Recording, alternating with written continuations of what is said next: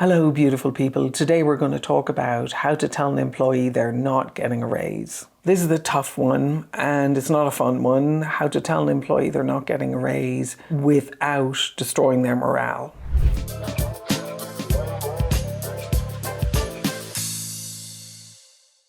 What would happen if you could have the conversation in a way that wasn't destroying their morale and was actually helping them get ready for their next promotion? And how can you handle this conversation not as a confrontation or as an awkward conversation, but as a conversation that needs to be had with the utmost respect and compassion? At the end of this video, you'll have a clear approach to telling an employee that they are not getting a raise and being able to turn it around to where they can see it as a disappointment for sure, but also as an opportunity for them to be able to position themselves more effectively next time and to have them leaving your office feeling supported, having a level of transparency and understanding with you, and having them feel actually more ambitious because they know what it is that they're doing. This conversation is never an easy one because if you care for your people, you also empathize with them. So you're feeling their disappointment as well. There were many times when I was lobbying for someone to try and get a raise and the budget just didn't allow it. And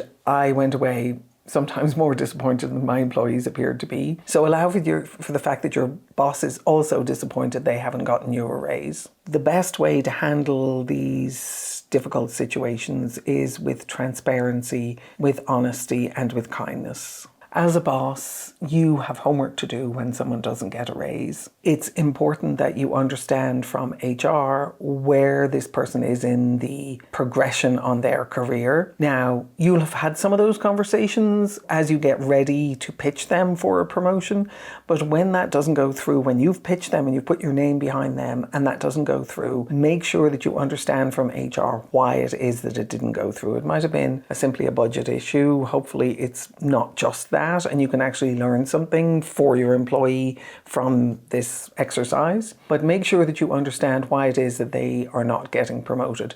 Make sure you understand how they show up relative to their peers, where they are in their career progression, and take the time to be able to identify steps that they can take to make sure they're getting promoted next time. If someone goes through a couple of cycles of not getting promoted under your leadership, they're more than likely going to end up distrustful and resentful and they'll leave, or they'll just leave. So part of your role in here is make sure that you're doing your homework and that before you tell them, you have a reasonable plan in place as to how it is that you're going to help them get ready for the next cycle and make sure they're successful. Make sure that you're going into the meeting with a plan, and if you're doing this for the first time, you really need to spend some time on this because there's a lot of learning that you can do in here. So you're looking at why they didn't get promoted, you're looking at how their peers did and when their peers got promoted. And I don't mean just peers in your group, I mean peers in other departments, because they're competing across departments for a special allocation of budget to get another promotion. One of the things you also need to understand is whether or not the company does out of cycle promotions and whether there's an option for you to be able to get someone a promotion, say in 6 months' time versus in 12 months' time. Also make sure that you've had a good look at the career levels and the career progressions and that you've a really good plan in place for how it is you're going to get the person ready. I'd want to have had that plan approved by, not approved, but agreed to, at least had a conversation around it with HR for that particular person before I have the conversation with them to tell them they're not getting a raise. Now, I understand that you're trying to do this while you're trying to do a million other things as well, but with all compassion for your employee, this is one of the most important conversations of their year. So it's important to take it with that level of gravity and respect. Make sure that you have this conversation the right way. This is most definitely a one-on-one conversation. If you can do it in person, it's even better. If you do it on video, make sure that you take the time and that you schedule it properly with them. What you're doing is you're setting up that conversation to be a conversation about their performance. You're not sending them an email telling them, I couldn't get the promotion for you, I couldn't get the raise for you, and I want to talk to you about it. What you're doing is you're going, we need to have a one-on-one to be able to talk about your performance and your career. The other thing to do is to make sure when you're setting this up that it doesn't sound to them like they're about to get fired. So it's always good to talk about growth and their opportunities and their prospects. So make sure that however you set the meeting up, that there's a future forward aspect to it. So I'd like to talk to you about your performance and your opportunities for the coming year. So they know that you want them to remain inside the company, to remain part of your team, and that even though you're bringing them bad news when you're having a conversation with them, that you're not setting them up to think they're about to be fired. There have been many times when I've had peers and myself who've been called into a boss's office and the conversation is, I need to talk to you about your performance, or I need to talk to you about your review. And the boss is doing it in a hurry and you think, oh my God, I'm going to get fired. In reality, there's somebody who you really want to keep. And what you're trying to do is you're trying to have this higher level, honest conversation with them. But it takes them 20 minutes inside the conversation with you to calm down based on the fact that you're not going to fire them.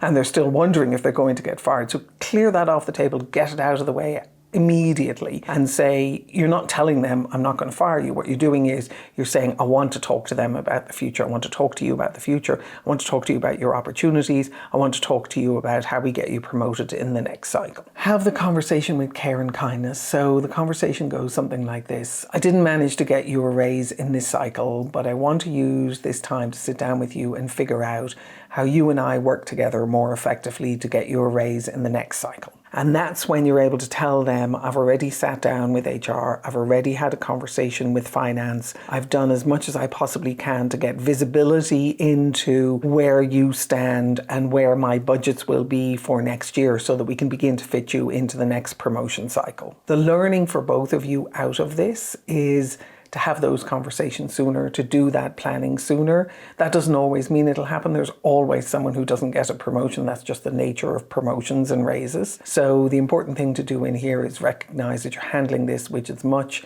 transparency, kindness, and openness as you possibly can. The other thing and the big opportunity in here is actually to offer the person support. So if you together are identifying their growth areas and the opportunities or projects they might get involved in over the next 6 to 12 months, what you're also doing is you now have some significant skin in the game with them.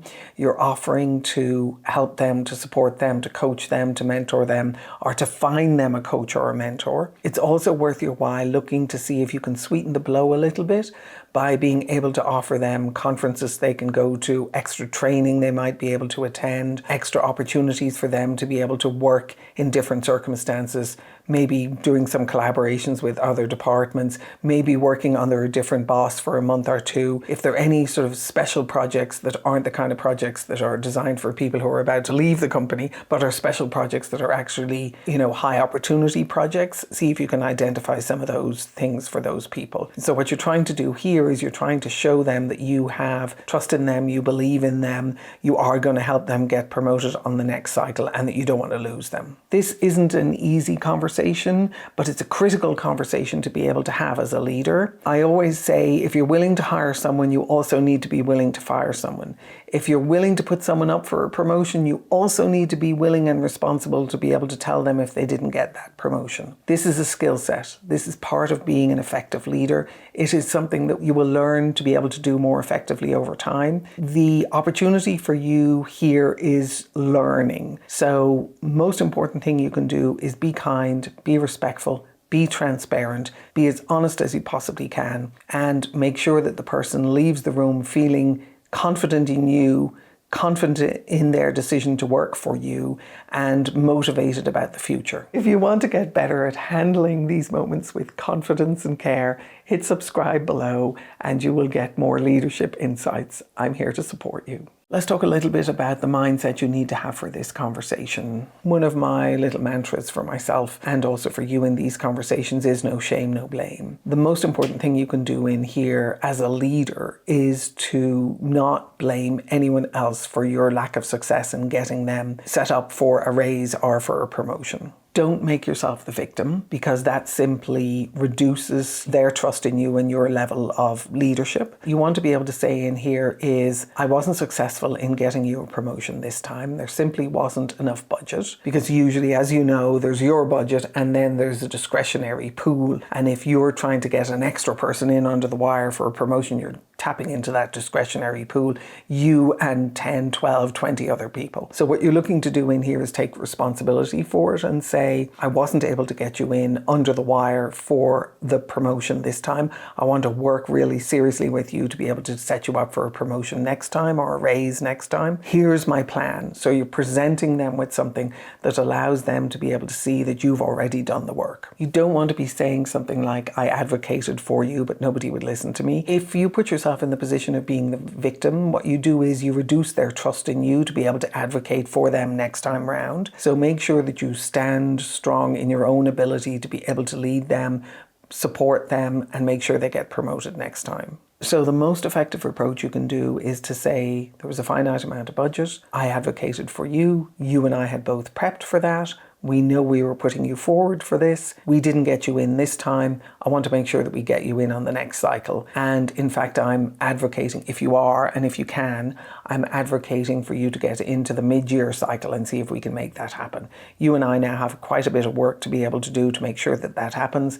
Let's roll up our sleeves and get down to that. You want to be able to strike a good balance between being real about what happened and being able to focus them on the future. So as soon as you can, you want to shift that conversation from the bad news to what are we going to do about it together? How am I going to support you? And what are our plans for the future? That pivot point is important. Don't spend the whole period of the meeting mulling over the awful thing that's happened. Pass over it as quickly as you can with respect and transparency, and spend as much of the time as you can in a forward-focused way about what you and they are going to do to support them going forward.